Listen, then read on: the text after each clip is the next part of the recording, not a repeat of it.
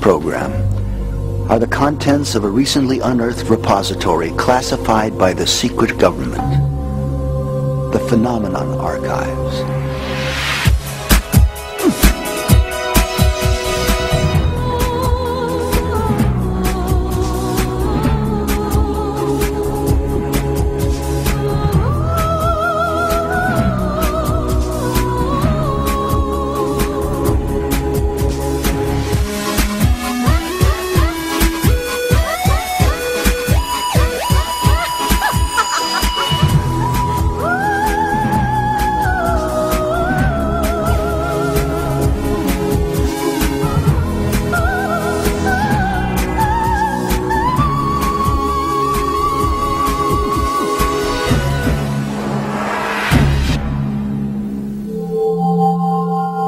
In the past century, humanity has been pulled from the furnace of worldwide epidemics and saved from the clutches of military dictatorships by the men and women of science.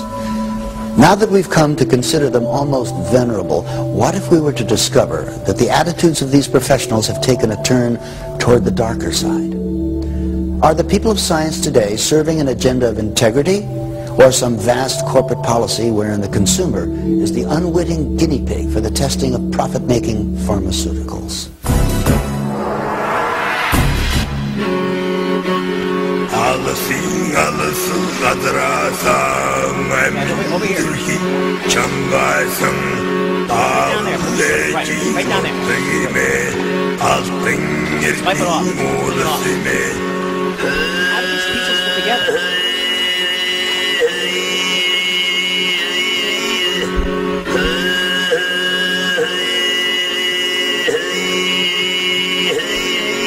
In December of 1912, Charles Dawson, a lawyer and amateur geologist, announces to the amazement of the world that he has uncovered in a gravel bed near Lewes, England, what appears to be the skull of an ancient human being.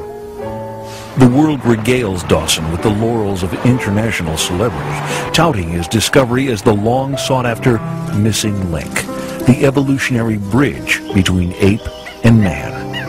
The British Empire's scientists, who could not previously lay claim to a single major archaeological find, are at last vindicated. The discovery of the Piltdown Man becomes the most prestigious archaeological find of its day. In 1953, nearly 40 years after Dawson's dramatic breakthrough, chemical analysis of Piltdown Man's remains revealed that the very establishment which authenticated the find was duped in one of the greatest deceptions of all time, the Piltdown Man hoax. Ultimately, it is determined that the cranium belongs to a modern human being and the jawbone to an orangutan. Each is skillfully altered to appear prehistoric. The ensuing revision of history books and archaeological reference materials proved costly, but the cost and credibility to the scientific community is inestimable.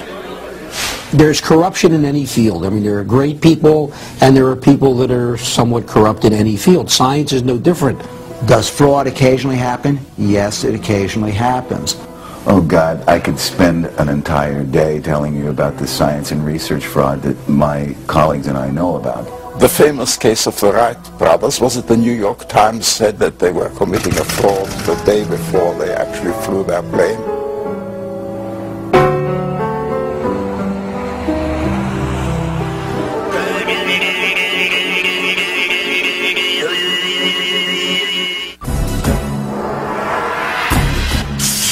Most of the disciplined rigors of science go on behind closed doors, beyond the inquiring eyes of the public. Nevertheless, scientists in their often solitary quest for new knowledge enjoy an almost hallowed admiration.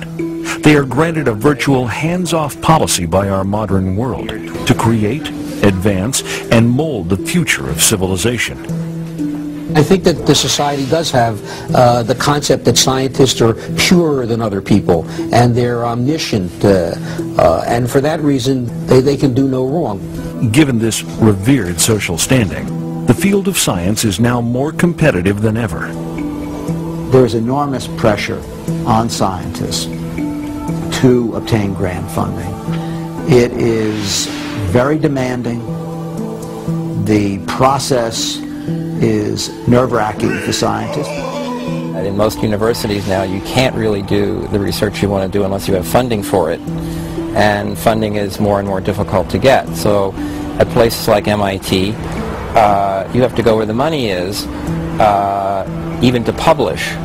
In the mainstream media of today, tales of science fraud abound.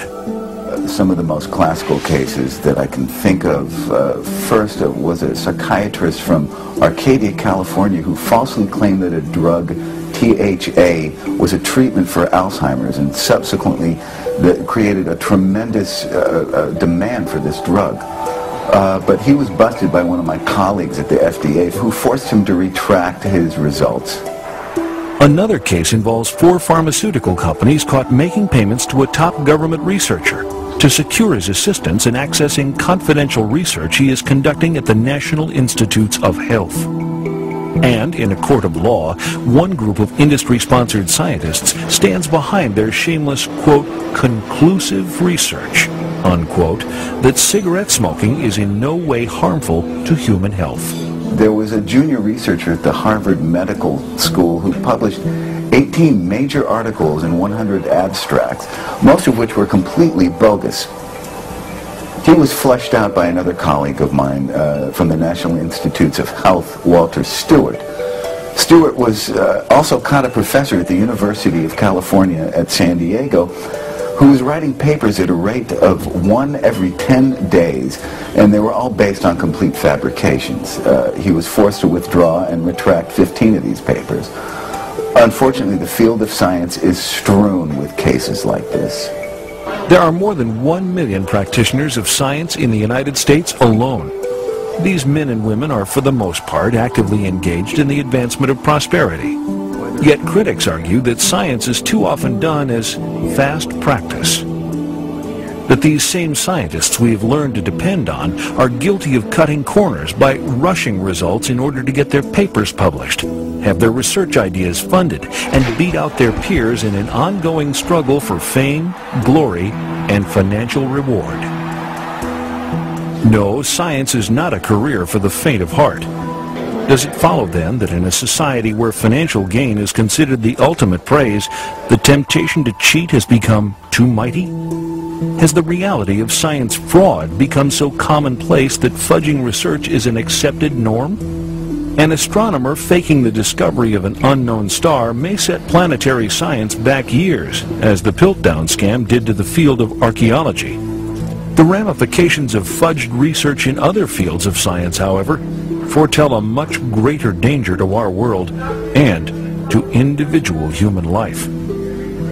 Well, the whole reason why agencies like the National Institutes of Health, the National Science Foundation, and the Food and Drug Administration, and many others have reviewers to scrutinize the work done by researchers is because of the extreme dangers to the public of faulty research.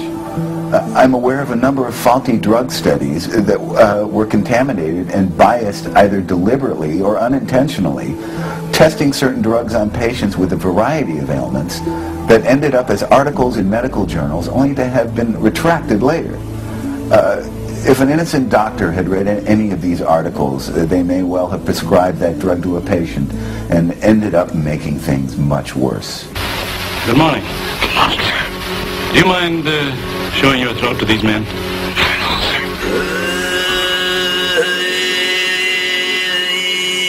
Medical research and the development of new physical and drug therapies are specialty areas of scientific study.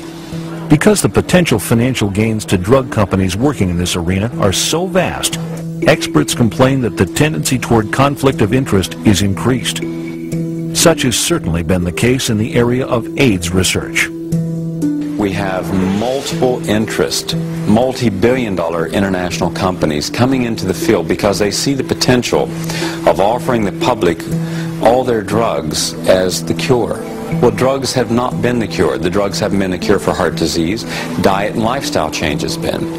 Drugs have not been the cure for cancer. Prevention has been the cure. I have just perfected a new remedy for locomotor ataxia. It's taken me years of research.